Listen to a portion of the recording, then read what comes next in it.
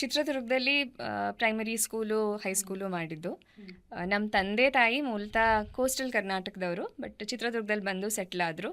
ನಮ್ಮ ಅಮ್ಮನಿಗೆ ಅದೇನೋ ಒಂದು ಇದಿತ್ತು, ಸರ್ಕಾರಿ ಶಾಲೆಯಲ್ಲೇ ಓದಿಸ್ಬೇಕು ಅಂತ. ಹಾಗಾಗಿ ಸರ್ಕಾರಿ ಶಾಲೆಯಲ್ಲಿ ಕನ್ನಡ ಮಾಧ್ಯಮದಲ್ಲೇ ಕಲ್ತಿದ್ದು. ನಾನು 7ನೇ ಕ್ಲಾಸಿಗೆ ಬರೋವಾಗ ನಮ್ಮ ಸ್ಕೂಲ್ ಡಿರೆಕಗ್ನೈಸ್ ಆಯಿತು, ಪ್ರಾಥಮಿಕ ಶಾಲೆ ನಾನು ಓದ್ತಾ ಇದ್ದಿದ್ದು.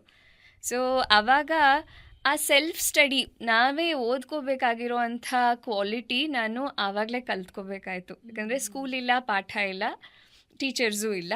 ಅಕ್ಕ, ನನಗೊಬ್ಳು ಅಕ್ಕ ಇದ್ದಾಳೆ, ಡಾಕ್ಟರ್ ದೀಪ್ತಿ ಅಂತ. ಅವಳು ನನಗಿಂತ 4 ವರ್ಷ ದೊಡ್ಡವಳು. So 4 class ಮೇಲಿನಲ್ಲಿದ್ಲು. ಅವಳು ನನಗೊಂದಿಷ್ಟು ಹೆಲ್ಪ್ ಮಾಡ್ತಾಯಿದ್ಲು. ಹಾಗೆ ಶುರುವಾದಂಥದ್ದು.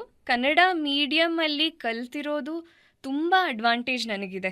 ನನಗೊಂದು ಅಂದರೆ ನಮ್ಮ ಭಾಷೆ, ನಮ್ಮ ಸಾಹಿತ್ಯ, ಅದ್ರ ಮೇಲಿರೋ ಪ್ರೀತಿ, ಅದು ಯಾವತ್ತೂ ಕಡಿಮೆ ಆಗದೇ ಇರೋವಂಥ ಒಂದು ಒಲವಿದೆ ನನಗೆ ಕನ್ನಡದ ಮೇಲೆ.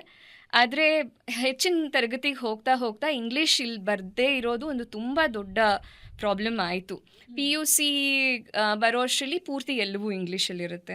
ಬಟ್ ಸಂಹಾವ್ ಒಂದು ಸೂಪರ್ ಪವರ್ ಅನ್ನೋದು ಅಂತಂದರೆ, ನನಗೆ ಏನೇ ಚಾಲೆಂಜ್ ಕೊಟ್ರು ನಾನು ಅದರಿಂದ ಬಾಕ್ ಡೌನ್ ಆಗಲ್ಲ.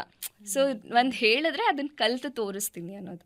ಹಾಗಾಗಿ ಆವತ್ತಿನ ದಿನದಿಂದ ಅಲ್ಲಿ ಚಿತ್ರದುರ್ಗ ಜಿಲ್ಲಾ ಲೈಬ್ರರಿ ಇದೆ ಒಂದು, ಅಲ್ಲಿ ಹೋಗಿ ಕೂತ್ಕೊಳ್ಳೋದು. ಸ್ಕೂಲ್ ಇರಲಿ, ಸ್ಕೂಲ್ ಇಲ್ಲದೇ ಇರಲಿ, ಹೋಗಿ ಕೂತ್ಕೊಳ್ಳೋದು, ಓದೋದು ಇಂಗ್ಲೀಷ್ ಪುಸ್ತಕಗಳನ್ನ. ಸ್ಟಾರ್ಟಿಂಗಲ್ಲಿ ಅರ್ಥ ಆಗ್ತಿರ್ಲಿಲ್ಲ, ಪರವಾಗಿಲ್ಲ, ವರ್ಡ್ಸ್ನ ನೋಟ್ ಡೌನ್ ಮಾಡ್ಕೊಳ್ಳೋಕೆ ಶುರು ಮಾಡಿದ್ದೆ. ಹಾಗೆ ಇತ್ತೀಚೆಗೆ ನಮ್ಮಮ್ಮ ಅದ್ರದ್ದು ಫೋಟೋಸ್ ಎಲ್ಲ ಕಳಿಸ್ದಾಗಲೇ ನೆನಪಾಗಿದ್ದದೆಲ್ಲ. ಆದರೆ ಬರ್ತಾ ಬರ್ತಾ ಇಂಗ್ಲೀಷ್ ಒಂದು ಲೆವೆಲ್ಗೆ ಚೆನ್ನಾಗೇ ಆಯಿತು. By the time I appeared for UPSC, language was not a barrier.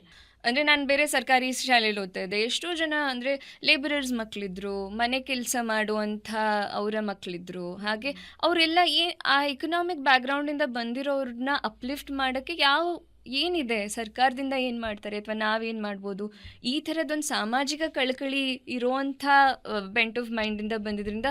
So that led to civil services ನನಗೆ.